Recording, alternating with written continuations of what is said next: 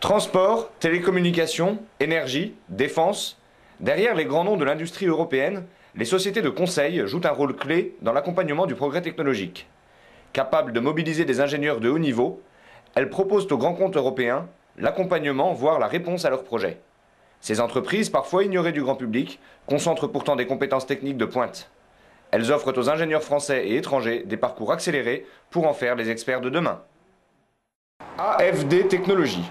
C'est à la rencontre d'un groupe de conseil en technologie, pas tout à fait comme les autres, que notre équipe a mené son enquête. Charles a 25 ans, il est déjà chef de projet au sein d'un des 3 opérateurs télécoms majeurs du marché français. Aujourd'hui, je suis chef de projet chez Bouygues Télécom. Je suis amené en fait à piloter des projets sur le côté organisation, sur le côté planning et puis éventuellement sur les aspects d'architecture, sur des projets transverses qui vont avoir jusqu'à 20-25 personnes en tout. Le parcours de Charles, c'est tout sauf un cas isolé. Karim et Antoine sont consultants AFD depuis quelques années. Ils soulignent eux aussi la richesse majeure de l'entreprise, la diversité des missions.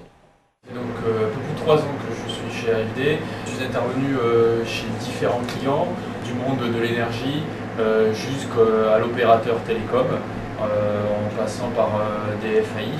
L'apport de AFD est notable. Il n'y a que, je pense, chez AFD que je vais pouvoir avancer et être aidé à pousser plus loin. Si AFD apparaît fortement implanté dans le secteur des télécoms, les activités de l'entreprise sont diverses. Nous avons voulu en apprendre un peu plus sur les autres branches d'intervention du groupe. Nous sommes à Paris, métro Bastille.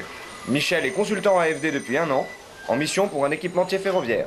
Nous l'avons suivi dans les locaux techniques de la RATP, où il a toutes ses entrées.